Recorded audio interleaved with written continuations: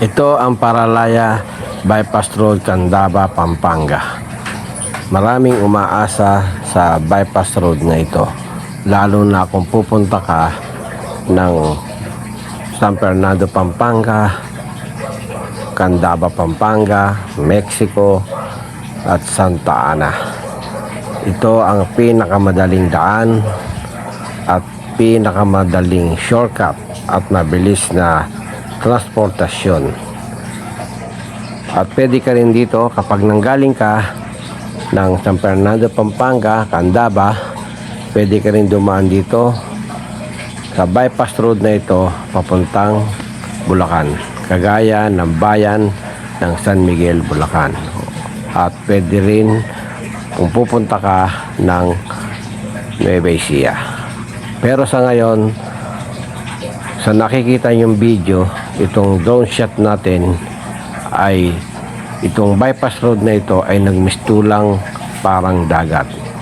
Ito ay not passable at hindi pwedeng daanan sa ngayon dahil dulot ng bagyong Maymay at dala ng habagat at sa tuloy-tuloy na pag-ulan. Napakaraming binaha ngayon. Isa na nga dito ang bypass road Pinak, Candaba, Pampanga.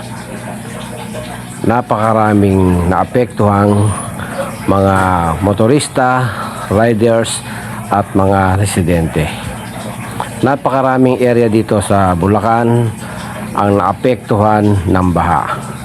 Isa na dito ang Kalumpit, Bulacan, Hagonoy, Makabebe, Masantol at marami pang iba. Talagang napakalaking damage ang iniwan ng habagat sa tuloy-tuloy na pag-ulan. Ang naglalawakang kabukiran dito sa Pinak Road, Candaba, Pampanga ngayon ay nagmistulang parang dagat, nilamon ng napakaraming tubig dulot ng habagat. Kailan kaya matatapos ang trahedyang ito?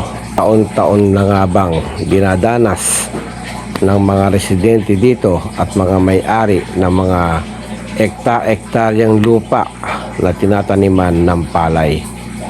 Sa tuwing sasapit ang tag-ulan ay ganito ang kanilang dinadanas. May nakikita pa ba tayong magandang solusyon dito sa baha sa Pinak Bypass Road, Candaba, Pampanga? Ako si Boss Bakat, side by side, left and right, back to back, you know.